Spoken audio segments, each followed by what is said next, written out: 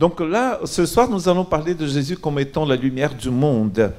Donc je vous rappelle, et surtout pour ceux qui n'étaient pas là, que l'évangile de Jean, d'ailleurs il y a une chose qui n'a pas été dite ce matin, c'est qu'il n'y a pas de chronologie dans l'évangile de Jean. Matthieu, Marc et Luc vont suivre une dynamique qu'on appelle, on les appelle les évangiles synoptiques, parce qu'ils ont la même vue d'ensemble. Hein, Jésus est né, il est baptisé, même si on ne va pas parler de sa naissance partout. Hein. Par exemple, Marc ne parle pas de sa naissance, mais on voit bien qu'il est né. Ah, c'est l'eau qui fait ce bruit. Il est né, en plus, après il est baptisé, il commence son ministère, il a la passion, il meurt, il ressuscite. Voilà. Dans Jean, on peut trouver la Pâque au début du livre. Jésus est à Jérusalem au début du livre. Et d'ailleurs, c'est ce qui se passe ici. Dans le chapitre 7-8, Jésus est à Jérusalem à la fête des tabernacles, la fête des tentes. Et une autre chose que vous pouvez remarquer dans Jean, c'est que ces histoires vont suivre les fêtes juives. Hein, Sukkot, Pâques, Pessah. Et donc, ces récits comme celui-ci suivent une fête.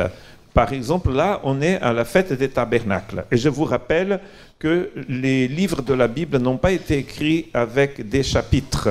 Donc, le chapitre 8 et le chapitre 7, c'est la même histoire. Ceci étant dit, nous allons lire donc notre verset de ce soir. C'est Jean chapitre 8, verset 12. Je suis la lumière du monde. Celui qui me suit ne marchera pas dans les ténèbres, mais il aura la lumière de la vie éternelle. Jean 8, 12. Et quand vous lisez le chapitre 8, verset 7, verset 11, vous voyez que c'est la fin de l'histoire de la femme samaritaine. Et donc, quel est le rapport entre ce que Jésus est en train de dire et l'histoire de la femme samaritaine? En fait, il n'y a aucun rapport. Parce que ces textes ne sont pas, en fait, il n'y a aucun lien entre l'histoire de la femme samaritaine et l'histoire de la lumière du monde. Donc certains vont même dire que l'histoire de la femme samaritaine n'était pas au départ dans l'évangile de Jean, mais ça a été rajouté après. Parce qu'en fait, il n'y a aucun rapport entre ce que Jésus est en train de dire là. Le verset commence comme ça. Jésus leur parla de nouveau. Je n'ai pas mis tout le verset. Jésus leur parla de nouveau. Je suis la lumière du monde. Mais parle de nouveau par rapport à quoi? En fait, par rapport au discours du chapitre 7. Le discours que Jésus donnait à la fête des tabernacles. Et donc là, on va essayer de comprendre quel est le rapport entre ce que Jésus est en train de dire et la fête des tabernacles, n'est-ce pas? Nous sommes des personnes intelligentes et on veut essayer de comprendre pourquoi est-ce que Jésus donne ce discours. Oh, c'est bien, je suis sauvé. Oh, c'est bien. Ah, bien là, je vois mieux. Donc, quel est le rapport? On voit bien que ce n'est pas en rapport avec l'histoire de la femme, je dis femme samaritaine, pas de la femme samaritaine, de la femme qui va être lapidée. Pardon, femme samaritaine, c'est le chapitre 4. Ah, ça n'a rien à voir. La femme de la lapidation. Hein, les religieux vont ramener la femme, c'est au début du chapitre 8 jusqu'au verset 11, et Jésus va dire que celui qui n'a jamais commis de péché soit le premier à jeter la pierre. J'avais une blague à vous raconter, une blague brésilienne, mais je pense que je ne la raconterai pas maintenant. Si, je raconte. Ok. Vous savez que le mot péché en grec vient d'un mot qui veut dire quoi? Rater la cible. Or, dans la langue portugaise, on a trouvé que c'était intéressant de traduire l'acte de péché comme rater la cible. Parce qu'en portugais, on dit errar. Errar. Errar, ça veut dire rater la cible. Quand on dit que quelqu'un a commis une faute, il est héros. Hein? Errar veut dire rater la cible. Donc Jésus est là et en train d'écrire par terre. Les pharisiens accusent la femme et Jésus se lève et dit que celui qui n'a jamais raté la cible soit le premier à lui jeter un caillou. Donc il y a un monsieur qui venait de Pernambuco qui prend le gros caillou et qui tue la femme. Et Jésus a dit, mon fils, est-ce que vous n'avez jamais raté la cible? Il a dit, de si près, non. Vous avez compris? Non? Non. C'est pas grave. Donc l'histoire de la femme est très intéressante, mais ce que Jésus est en train de dire dans le verset 12 n'est pas en rapport avec cette histoire, est en rapport avec ce qu'il disait avant. Et ce matin, il y a quelqu'un qui a parlé, c'était Madame, qui a parlé de Jacques, n'est-ce pas? Et comment Jacques n'est pas un disciple de Jésus dans les évangiles. On ne le voit pas suivre Jésus dans les évangiles. On le voit dans l'histoire des actes des apôtres qui a été racontée par Luc très longtemps après. Hein. Je vous rappelle que même les évangiles ont été écrits après les lettres de Paul. Hein. C'est des écrits très, très tardifs. Mais quand l'histoire s'est passée, Jacques fait partie de ceux qui vont dire à Jésus, mais monte à Jérusalem, ou descends plutôt à Jérusalem, qu'est-ce que tu fais là? Et Jésus va dire, mon heure n'est pas venue, Jésus n'est pas, on ne peut pas dire à Jésus ce qu'il doit faire, il fait ce qu'il doit faire dans son temps. Hein? Et il va descendre finalement, il va avoir ce discours, et là tout à coup, dans ce verset 12, on retrouve ce texte où c'est écrit, Jésus leur parla de nouveau. Mais Jésus n'est pas en train de parler de lumière à la femme qui va être lapidée, à la femme qui a été prise en adultère. C'était en rapport avec ce qu'il disait avant. Regardez la fin du chapitre 7. Verset 51. Notre loi condamne-t-elle un homme avant qu'on l'entende et qu'on sache ce qu'il a fait? Ils lui répondirent, es-tu toi aussi de la Galilée? Cherche bien et tu verras que de la Galilée ne sort aucun prophète. Et ensuite, on saute l'histoire de la femme adultère et on arrive au verset 12. Jésus leur parla de nouveau, je suis la lumière du monde. Très intéressant. Donc les gens vont dire, ah bon, vous venez du nord de la France, est-ce que quelque chose de bien sort du nord de la France, du nord de l'Angleterre, du nord du Brésil, ou de la Vendée, ou de n'importe où? Et Jésus dit, moi je suis la lumière du monde. N'est-ce pas intéressant? Je suis la lumière du monde. Bien sûr, c'est en rapport avec la fête des tabernacles. Il était coutume, nous dit Alfort, que le premier soir, sinon le soir de la fête des tabernacles, d'allumer 2 grands chandeliers d'or dans la cour des femmes, dont la lumière illuminait tout Jérusalem, parce que le temple est sur une colline. Toute la nuit, ils firent des danses festives près de la lumière. Donc ils sont en train de fêter la traversée du désert, et tout le temps, pendant que le peuple d'Israël suivait Moïse dans le désert, ils ont une colonne de feu la nuit et la même colonne devient une nuée dans la journée. C'est écrit que cette colonne qui les suivait, c'était le Seigneur quand même. Donc ils ont dans leur tête, ils peuvent voir cette lumière dans le temple, devant le temple. Et Jésus qui leur dit, peut-être il n'y a rien de bien qui vient de Galilée, mais moi, je suis la lumière du monde. Vous avez eu nos ancêtres, ce sont aussi les ancêtres de Jésus dans la chair, c'est les ancêtres de Joseph et Marie. Ils ont suivi une flamme dans le désert. Et Jésus est en train de dire, moi, je suis la lumière. Vous voyez la différence? C'est comme l'histoire du pain. Le pain, c'est la nourriture dont notre corps a besoin. Mais la lumière est la source de vie sur la planète. S'il n'y a pas de lumière, il n'y a pas de vie. On dit qu'un jour, cette étoile que nous avons va exploser, n'est-ce pas? Ce n'est pas demain, je ne pense pas. Ça va être peut-être après le week-end d'église.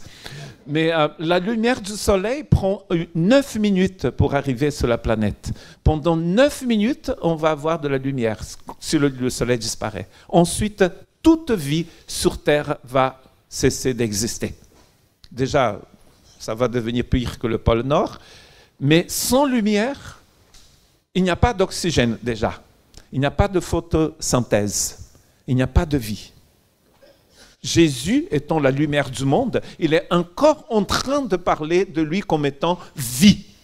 Et d'ailleurs, il le dit dans le texte, il aura la lumière de la vie éternelle. C'est Zoé ici. C'est la vie éternelle. Ce n'est pas la vie seulement, la vie de notre corps qui cesse, qui va finir un jour. Hélas, hein, c'est la mauvaise nouvelle. Vous connaissez un peu les pubs du genre L'Oréal, car je le vaux bien.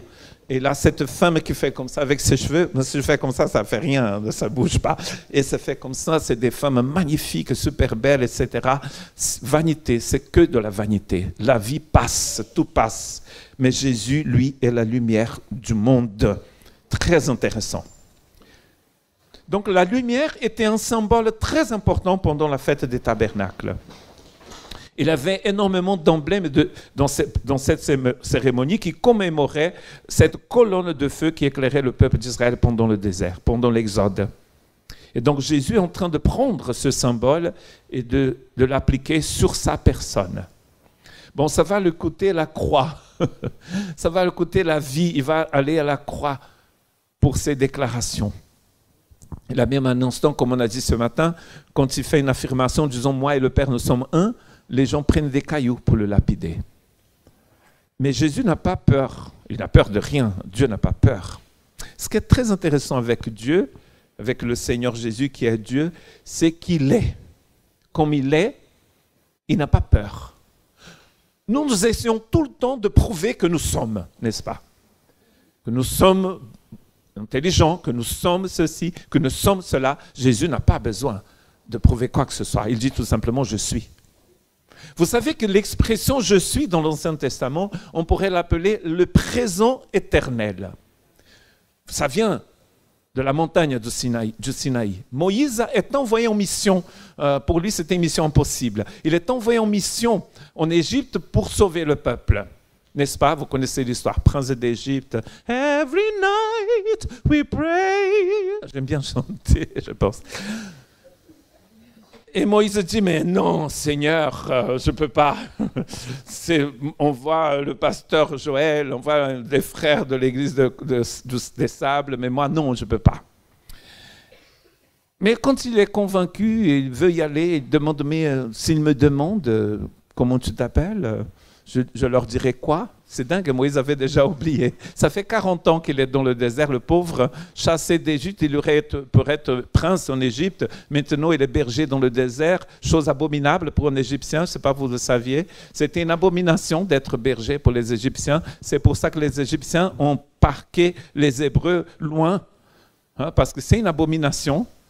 Et Moïse, maintenant, qui était adopté égyptien, maintenant il est berger, et il demande à Dieu, mais comment tu t'appelles? Et Dieu dit, je m'appelle, dans les films, Dieu a une voix comme ça, hein, je m'appelle Dieu, il a l'école, il faut rigoler un peu, rigoler. Je m'appelle Dieu. Non, tous les dieux d'Égypte ont un nom. Dieu soleil, Ra, le fleuve est Dieu, le vent, le tonnerre, comme tous ces peuples-là. Comment tu t'appelles? Et Dieu ne dit pas « je m'appelle », il dit « je suis ». Qu'est-ce que Dieu était en train de dire? On va trouver cette formule dans Apocalypse, mes frères et sœurs. Je vous ai dit, Apocalypse, c'est la révélation de Jésus. Ce n'est pas un livre qui parle de la fin des temps. Et c'est écrit de la part de celui qui est, qui était et qui viendra, le Tout-Puissant. Et là, c'est appliqué à Jésus dans Apocalypse. Alors que dans l'Ancien Testament, c'est appliqué à Dieu le Père. Donc Dieu ne dit pas « je m'appelle », il dit « je suis ». Quand est-ce que Dieu est? Tout le temps. Donc Jésus, je reviens, je n'ai pas oublié la pensée que j'avais tout à l'heure, Jésus n'a pas besoin de prouver quoi que ce soit. Est-ce qu'il y a quelque chose de bien qui vient de Vendée? Si Jésus était vendéen, Jésus dit « je suis la lumière du monde ». Il a dit, mais bien sûr, vous voyez que Jésus n'a pas dit, mais bien sûr qu'il a des choses bien qui viennent de Nazareth et tout ça, blablabla. Il dit, non, je suis, tout simplement. Je suis. Jésus est. Quand on vient vers Jésus, il faut avoir en tête, dans notre esprit, que Jésus est. Parfois, nous avons l'impression que certains chrétiens prennent Jésus pour le génie de la lampe d'Aladin. N'est-ce pas? J'ai encore une autre blague, mais celle-là, je ne raconte pas, on n'a pas le temps. Le génie de la lampe. J'ai besoin de ça, je viens vers Jésus. Il a une certaine théologie. Si vous êtes de cette théologie, vous pouvez me lapider. Mais lapidez-moi avec des pommes bio, hein, avec des gâteaux locaux. Il a une certaine théologie très populaire dans certaines parties du monde où on dit, on vient à Jésus, Jésus me donne. Je suis malade, Jésus me guérit. C'est sûr que Jésus guérit, hein, mais Jésus est souverain. Hein? Il a plein de serviteurs. Nous avons un ami qui a perdu un enfant de 3 ans avec un cancer. Il a découvert que sa fille a une tumeur au cerveau. Et à mon âge, il a un Alzheimer précoce. Et pourtant, il ne blasphème pas. Quand son fils est mort, il a composé des cantiques à l'hôpital pour louer le Seigneur. Et après, il m'a demandé de traduire son histoire en anglais ou en français, je ne me souviens plus, je n'arrivais pas. Et quand on leur demande... Donc en fait, il a même une fille de l'université de la ville où habite ce monsieur qui faisait en fait un doctorat sur comment les parents survivent la mort de leurs enfants. Sa thèse était sur cela. Donc elle est allée à l'hôpital de cancer de cette ville-là, a trouvé une liste de parents qui avaient perdu des enfants et elle a contacté ses parents et certains ont accepté de la recevoir. Donc elle est allée chez nos amis. Elle a dit, en fait, la plupart des personnes qui ont perdu un enfant à l'époque où vous avez perdu le vôtre, la plupart se sont séparés. Ils n'ont pas réussi à rester ensemble. Mais je vois que vous êtes toujours ensemble. Quel est votre secret? Il a dit, vous pouvez éteindre votre micro, là, est-ce qu'on peut en aparté vous dire? Il a dit, oui, Jésus. Et vous savez que cette fille s'est convertie grâce au témoignage qu'a rendu ce pasteur. Jésus n'a jamais guéri leur enfant.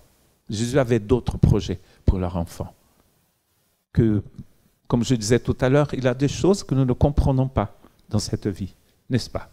Mais que nous allons sûrement comprendre un jour. Et je vous ai dit aussi ce matin, pour ceux qui n'étaient pas là, que Jésus ne nous demande pas de tout comprendre. Il nous demande quoi? De croire, de lui faire confiance. Vous avez vu la traversée du désert? C'est du n'importe quoi, n'est-ce pas? Pourquoi c'était du n'importe quoi? Parce qu'eux, ils voulaient faire à leur manière. Ils ont tourné en rond pendant 38 ans environ, autour d'une chaîne de montagnes. Dieu leur a dit de rentrer dans le pays. Ils ont dit non, nous sommes des sauterelles. Ils avaient le syndrome des sauterelles. Ils sont trop grands, nous sommes des sauterelles. Qu'est-ce qu'on fait avec des sauterelles dans certains pays? On les écrase. Hein? Au Sénégal, je me souviens quand j'étais au Sénégal, on a eu ces sauterelles qui arrivaient du Mali, du désert, par des millions, hein, qui mangent tout. Bon, là, ils sont d'une certaine religion où on ne mange pas des sauterelles, mais en Asie, ils seraient devenus sautés, des sauterelles sautées au foie gras, c'est délicieux.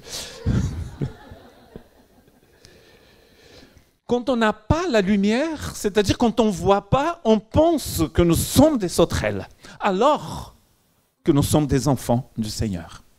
Donc faisons confiance au Seigneur.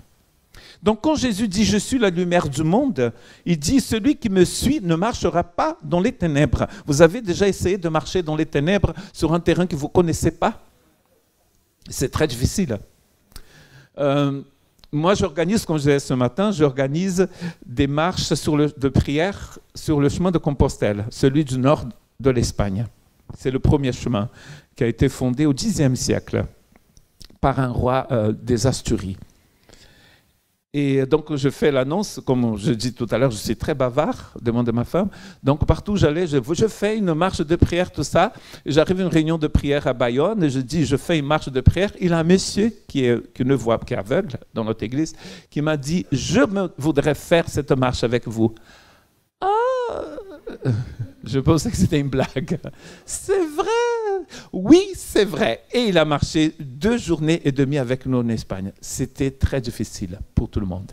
Pourquoi? Parce que le chemin, parfois, ça monte, ça descend, c'est une colline, c'est au bord d'une falaise. Mais en fait, il a constamment besoin qu'on le guide. Sinon, il ne peut pas marcher seul dans un terrain qu'il ne connaît pas. Chez lui, c'est où sont les toilettes, la cuisine, parce qu'il a des repères. Donc, ce que Jésus est en train de nous dire, c'est que si nous ne voyons pas, nous ne pouvons pas marcher. Ce matin, on avait dit qu'on peut faire du gâteau sans Jésus. Le fameux gâteau vendéen que je n'ai pas encore mangé. On peut faire ce gâteau, mais on ne peut pas marcher dans la vie éternelle. On ne peut pas être nourri spirituellement sans Jésus. De la même manière, nous ne pouvons pas marcher, en fait, dans la vie sans Jésus. Nous sommes aveugles, nous ne voyons rien. Est-ce que vous savez ce qui va se passer demain dans votre vie? Non. Jacques nous a dit, d'ailleurs Jacques a dit, encore une fois, Jacques a dit, il a des gens qui font des projets. Demain, nous allons aller au Pays Basque, nous allons aller à Paroc et l'Horreur, pas à Paris. Nous allons aller à Bordeaux, faire ceci, faire cela. Et Jacques a dit, mais non, vous ne savez pas ce qui va arriver demain. Nous ne savons pas. Mais Dieu sait. Qu'est-ce que Dieu nous dit? Faites-moi confiance. Donc, Dieu ne m'a pas dit ça comme ça. Il n'a pas versé comme ça. Ça, c'est selon Junior 1.1. Rigolez.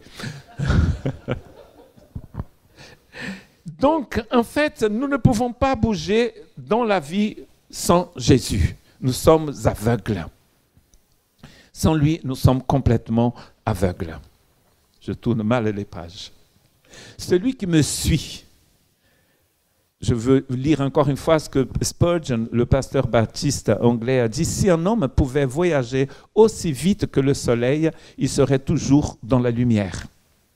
Très intéressant, il n'avait pas les connaissances que nous avons maintenant des étoiles qui courent. Je ne sais pas si vous savez, mais les étoiles courent à une vitesse incroyable.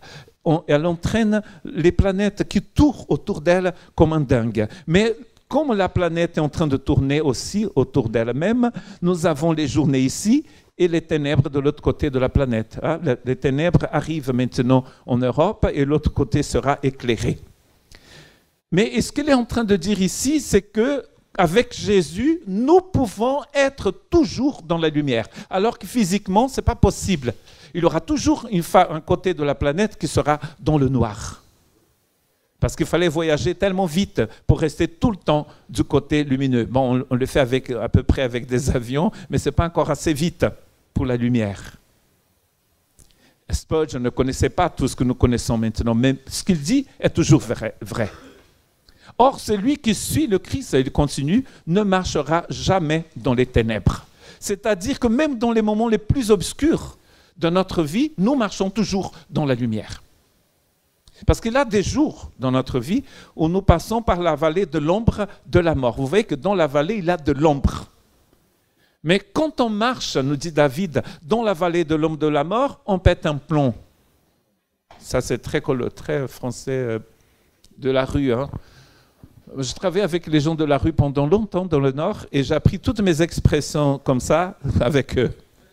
Et d'autres que je ne vais pas dire qui ne sont pas très catholiques, ni protestantes, ni évangéliques d'ailleurs.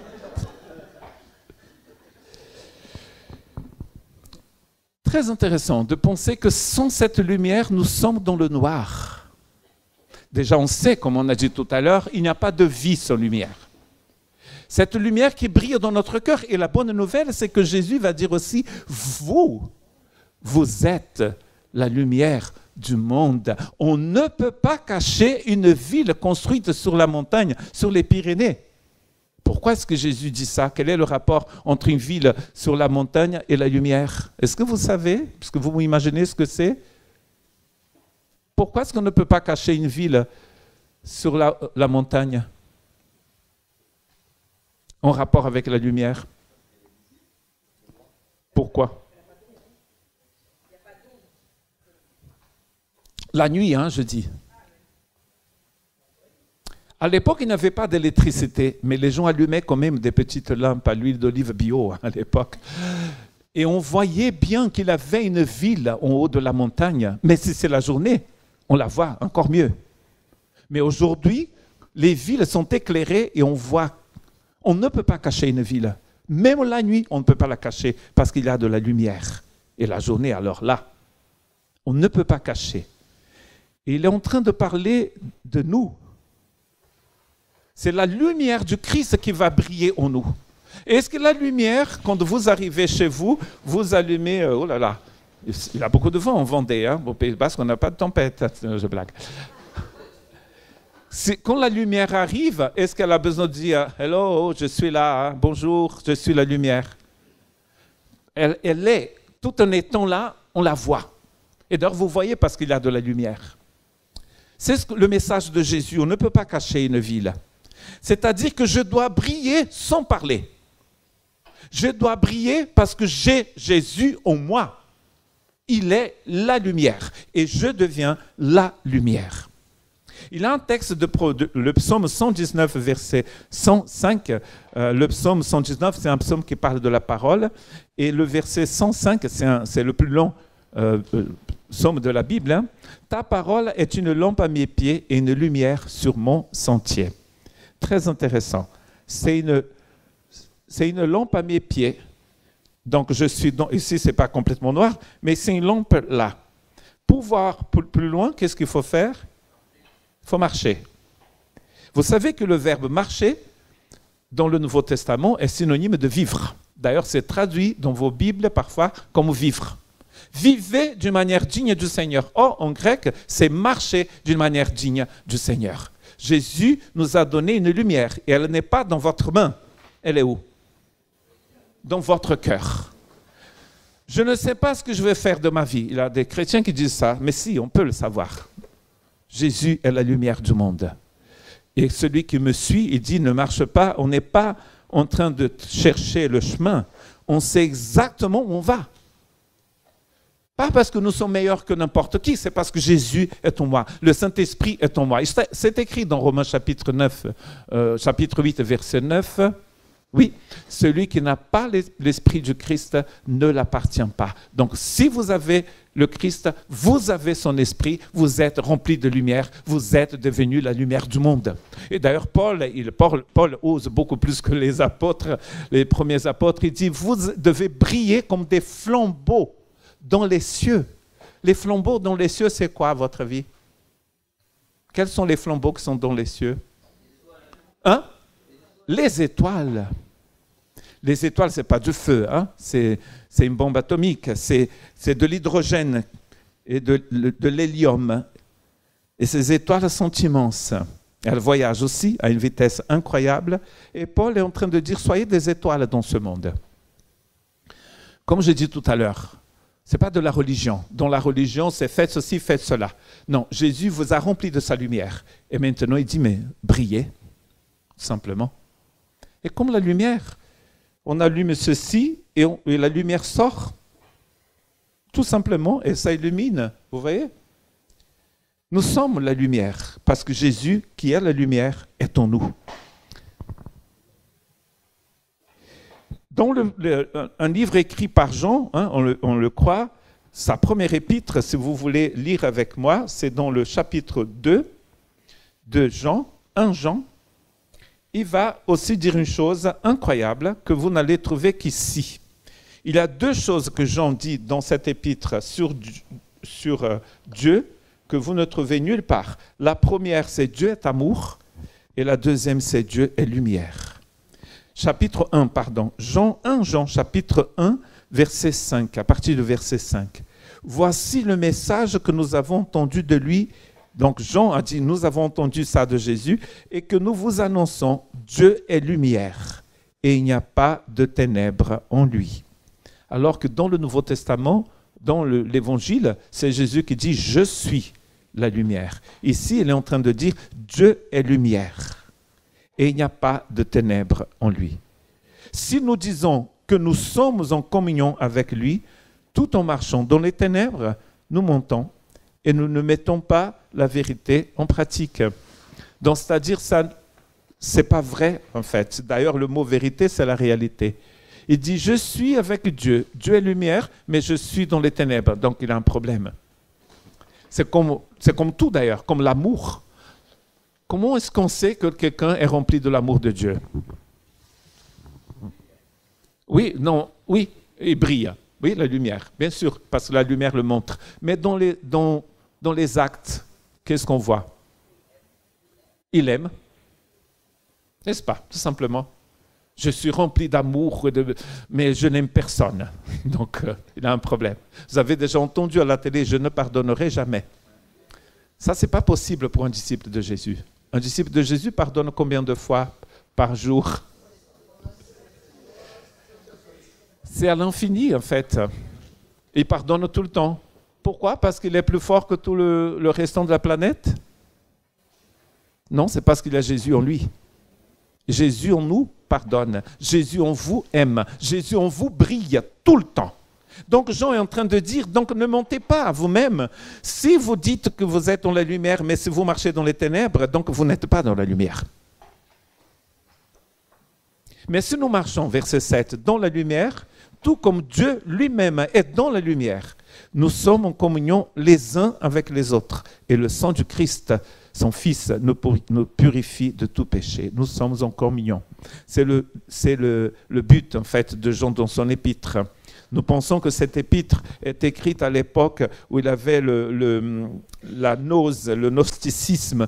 C'est cette doctrine qui va être d'ailleurs récupérée par Arius au IVe siècle, comme je vous ai dit tout à l'heure, avec le concile de Nicée en 325, dont c'est l'anniversaire cette année.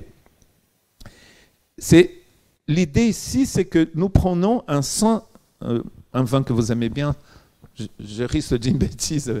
Imaginons un Saint-Émilion, un Saint-Julien, un grand vin de Bourgogne. Vous prenez ce grand vin de Bourgogne, un grand cru, et vous videz la bouteille, vous mettez moitié vin, moitié eau. Est-ce que vous avez toujours un grand cru? C'est ce qu'on fait parfois, pas avec Jésus, on ne peut pas faire ça avec Jésus, mais avec son enseignement. On le dilue. C'est ce qu'on faisait à cette époque. C'est pour ça que Jean est en train de dire, en fait, soit je suis lumière, soit je suis ténèbres. Soit je suis dans la vie, soit je suis dans la mort. Celui qui aime, en parlant de l'amour, il va dire celui qui aime, mais qu'il est son prochain, il n'aime pas. Il n'a pas agapé. On ne peut pas être dans la lumière et marcher dans les ténèbres. Oui, on ne peut pas, Jésus a dit, celui qui ne ramasse avec moi, il disperse. C'est-à-dire qu'on ne peut pas être entre les deux, un genre de Suisse, vous savez, neutre, toujours neutre, mais ils ont récupéré beaucoup de trésors des bandits quand même. Il n'y a pas de neutralité dans le royaume de Dieu. Soit on est dans la lumière, soit on est dans les ténèbres. Soit nous aimons, soit nous n'aimons pas. Et celui qui n'aime pas n'a pas le Seigneur. Ici, il parle, bien sûr, le but ici, c'est de parler de lumière et de communion les uns avec les autres. Cette communion, elle est tout à fait liée, on pourrait parler de ça l'autre jour, demain, quand on va parler de la vie, mais regardez ce qu'il dit dans le chapitre 1. 1 Jean 1, verset 1. Ceux qui étaient dès le commencement, ceux que nous avons entendus, ceux que nous avons vus, je ne sais pas si c'est la même version que vous avez, ceux que nous avons... j'ai la seconde. Ce que nous avons vu de nos yeux, ce que nous avons contemplé et que nos mains ont touché concernant la parole de la vie éternelle, nous vous l'annonçons, la vie, en effet, s'est manifestée. Nous pouvons mettre ici la lumière aussi. La lumière, en effet, s'est manifestée. Nous l'avons vue, nous en sommes témoins et nous vous l'annonçons, cette vie éternelle qui était auprès du Père et que s'est manifestée à nous. Ce que nous avons vu et entendu, nous vous l'annonçons à vous aussi, afin que vous aussi, vous soyez en communion avec nous. C'est ça le but de cette révélation, c'est que nous soyons en communion. C'est peut-être le vent du Saint-Esprit. Amen.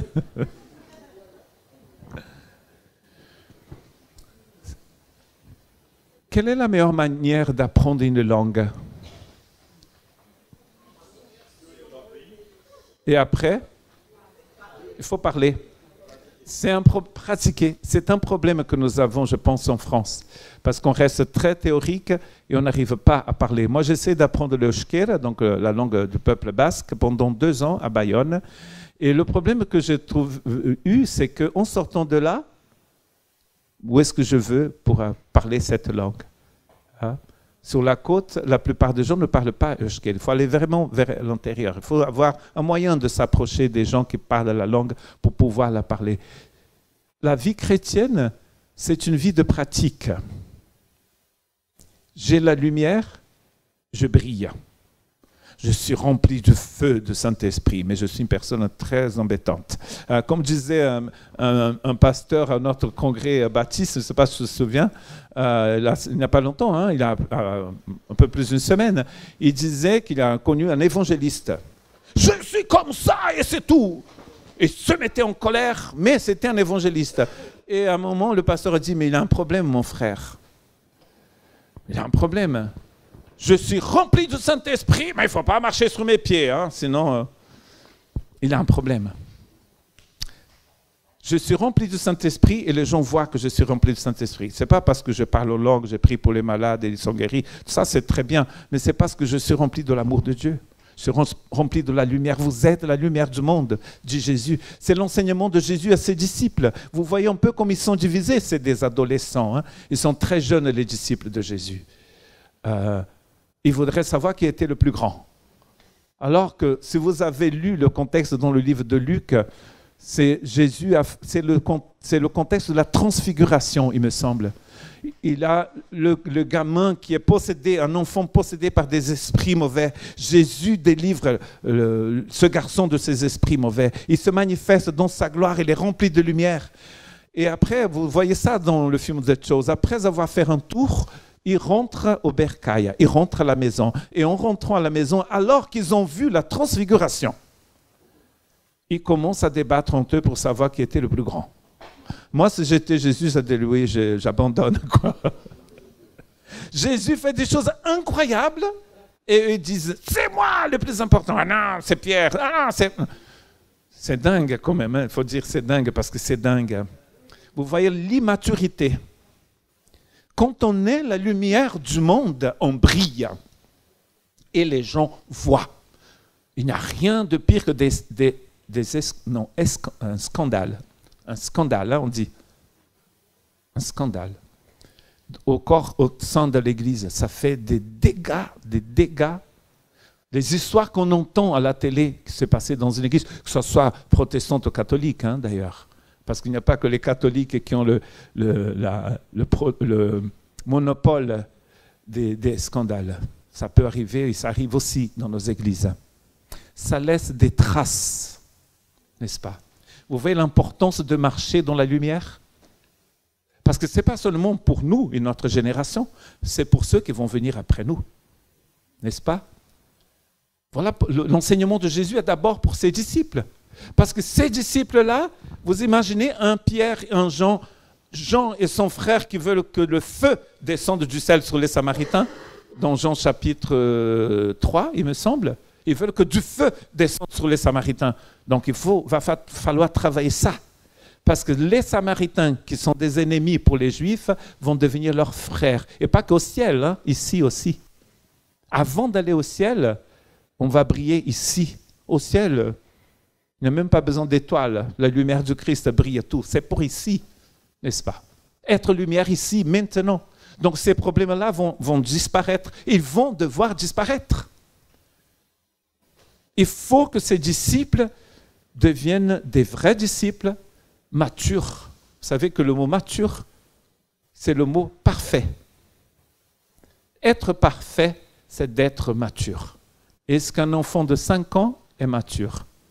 Non. Pourquoi il n'est pas mature? Qu'est-ce qu'un enfant ne peut pas faire? Est-ce qu'un enfant de 5 ans peut faire des enfants? Non. Il n'est pas mature. Il n'est pas parfait. La maturité dans la Bible est liée à la reproduction. C'est-à-dire, vous pouvez vous reproduire. Les gens vont vous voir et vont vous demander, mais qu'est-ce que vous avez? Votre façon de parler avec les gens, votre comportement.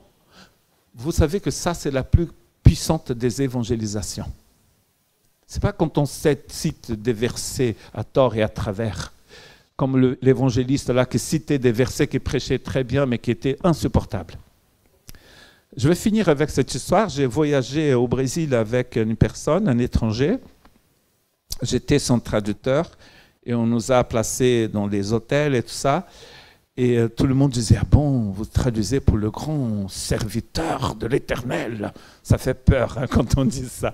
Le grand serviteur du Seigneur. Ah, c'est un homme qui a un témoignage magnifique. Or, les jours que je passais avec cet homme, c'était insupportable. Dans les coulisses, c'était un homme insupportable qui a voulu frapper la dame avec le fer à repasser parce qu'il était trop chaud et ça brûlait sa chemise qu'il allait utiliser pour prêcher au culte du soir au Brésil. Et tous les mots, et les gros mots et les petits mots et tous les mots de la planète qui sortaient de sa bouche, une colère. Mais quand il prenait le micro, comme on dit au Brésil, au fogo descia, le feu descendait sur les gens, un feu étrange. Vous êtes la lumière du monde pour briller au sable d'Olonne et là où vous habitez, tous les jours de votre vie. Tous les jours de votre vie. Et ce qui est très difficile pour un pasteur, c'est que les pasteurs sont mariés. Et quand leurs femmes sont au culte, comme ma femme est là, et je dis ça, je sais que la maison, je dois briller. Et les femmes des pasteurs disent Amen. N'est-ce pas?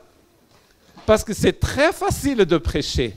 Mais c'est très difficile de vivre parce que notre ego doit être crucifié avec Jésus. Combien de fois, je me souviens quand j'étais dans le Nord, on habitait le presbytère de l'église baptiste à Béthune et la cuisine était en bas, enfin la vie se passait en bas dans cette grande cuisine et les chambres étaient en haut et de temps en temps, je savais que je devais descendre les escaliers et discuter avec ma femme pour régler les choses. Parce qu'en fait, on ne peut pas laisser des choses comme ça. Oh, demain, je le ferai. Après-demain, dans un mois. Parce que de toute façon, c'est moi qui ai raison. Non, vous êtes la lumière du monde et la lumière brille. Et la bonne nouvelle, quand un pasteur dit qu'il va finir, c'est qu'il prêche encore 30 minutes. La bonne nouvelle, comme je disais tout à l'heure, c'est que Jésus ne vous demandera jamais l'impossible. C'est qui fait l'impossible? C'est lui. Quand vous lisez Éphésiens aux Colossiens, avant d'arriver à la partie « faites ceci, faites cela », vous comportez-vous comme ça, marchez d'une manière digne du Seigneur, Paul nous a expliqué l'œuvre de Jésus en nous. C'est-à-dire que la charrue dans l'Évangile n'est jamais devant les bœufs. Mettez une charrue dans les champs, elle va rester là tout le temps. Elle ne peut rien faire.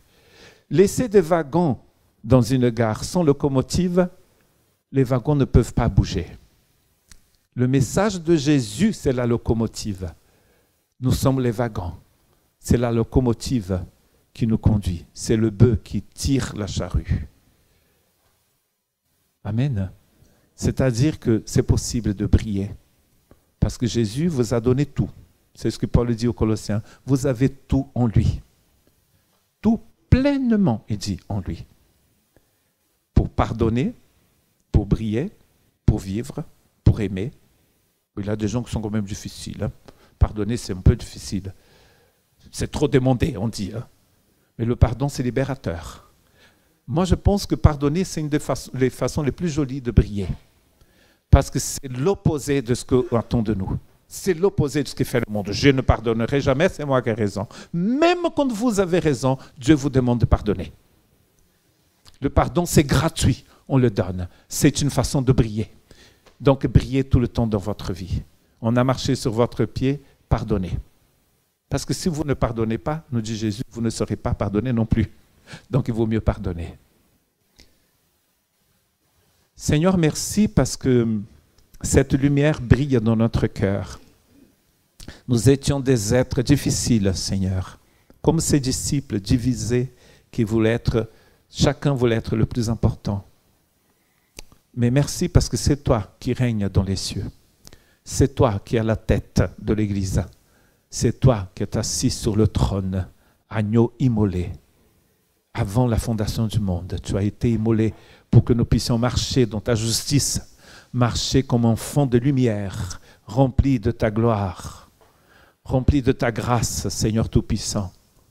Merci parce que cette Église marche en triomphe dans ce défilé triomphal du Seigneur, rempli de ta lumière, pour briller dans les ténèbres de la Vendée. pour annoncer ton évangile de lumière parmi toutes les personnes qui habitent cette région. Nous savons, Seigneur, que des bateaux, beaucoup de bateaux sont partis de cette région pour faire le tour du globe. Et là, tu as un phare, tu as placé dans cette ville, dans cette région, un phare qui brille. Ton Église, Seigneur, que cette lumière puisse partir d'ici et parcourir la terre. Dans le nom du Seigneur, qu'elle puisse briller ici et ailleurs, en France et partout. Dans le nom de Jésus. Amen. Que la paix du Seigneur soit avec vous.